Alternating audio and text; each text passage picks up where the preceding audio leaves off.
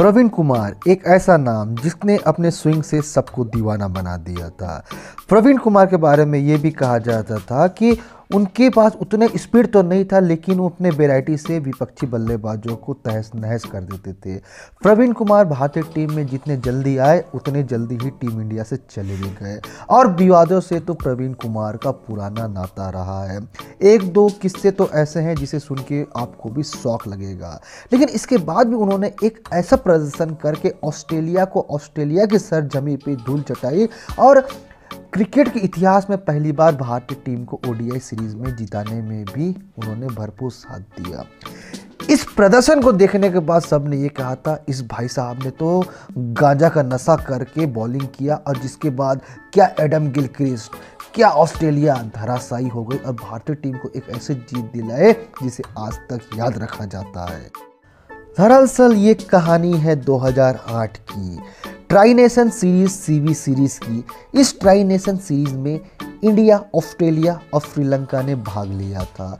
India और Australia का final हुआ। इस सीरीज में बेस्ट ऑफ 3 का फाइनल खेला जाता है।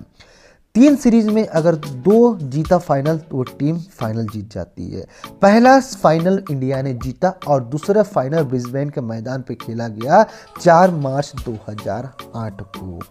इंडिया ने टॉस जीता और पहले बल्लेबाजी करने का फैसला लिया, और ओपनिंग में उतरे थे रॉबिन उथप्पा और सचिन तेंदुलकर।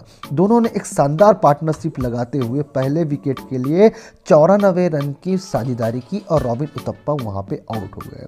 इसके बाद गौतम गंभीर उतरे, गौतम गंभीर भी आउट हो गए। गौतम गंभीर ने मात्र 15 रन बनाए। उसके बाद युवराज सिंह आए, महेंद्र सिंह धोनी आए। सब ने छोटा छोटा कंट्रीब्यूशन किया, लेकिन इस इनिंग के मेन हीरो थे सचिन रमेश तेंदुलकर।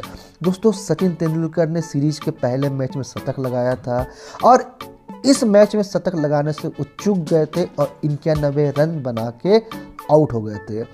लोअर ऑर्डर में रोहित शर्मा ने कुछ खास नहीं कर पाए। उस जमाने में रोहित शर्मा 5th डाउन उतरते थे। इरफान पठान ने 12 रन का योगदान दिया।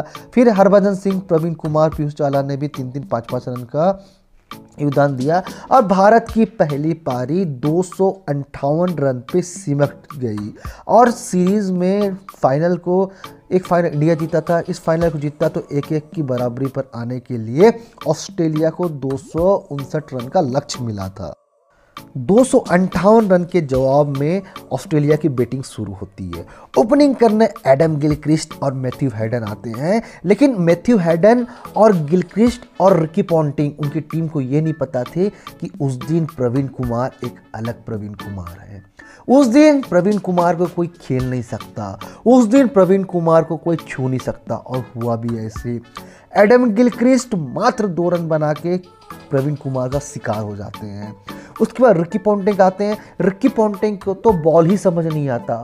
वो अपने इनिंग में सिर्फ 1 रन बनाते हैं, लेकिन इस 1 रन को बनाने के लिए वो 7 गेंदों का सामना करते हैं। लेकिन उस दिन तो रिकी पॉन्टिंग को कुछ समझ में ही नहीं आ रहा था, बॉल किधर से किधर निकल रहा था।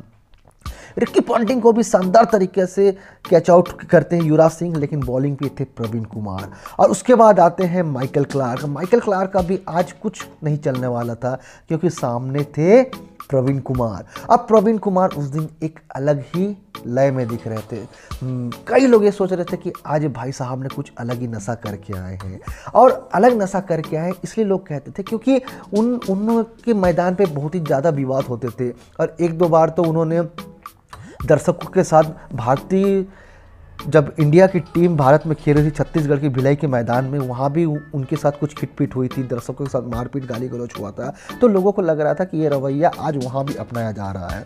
माइकल क्लार्क भी मात्र 17 रन बना के प्रवीण कुमार का शिकार हो जाते हैं, और इस तरह से ऑस्ट्रेलिया की शुरुआत बहुत ही ख़राब रहती है। उसके 32 रन पे ही 3 विकेट गिर जाते हैं, लेकिन इसके बाद मोर्चा संभालते हैं एंड्रयू साइमंड्स और मैथ्यू हैडन। दोनों शानदार बल्लेबाजी करते हैं और 122 के स्कोर तक ले जाते हैं, लेकिन उसके बाद इस पार्टनरशिप को हरभजन सिंह तोड़ देते हैं। उसके बाद माइकल हसी भी शानदार 44 रन बनाते हैं। जेम्स होप्स भी 63 रन बनाते हैं, लेकिन ये मैच अंत में जाकर रोमांचक हो जाता है और मात्र 10 रन से ये मैच भारतीय टीम जीत जाती है और अंत में ब्रेट ली का भी शिकार प्रवीण कुमार करते हैं। तो इस तरह से देखा जाए तो प्रवीण कुमार ने इस मैच में 4 विकेट लिए, जो कि बेस्ट फिगर था।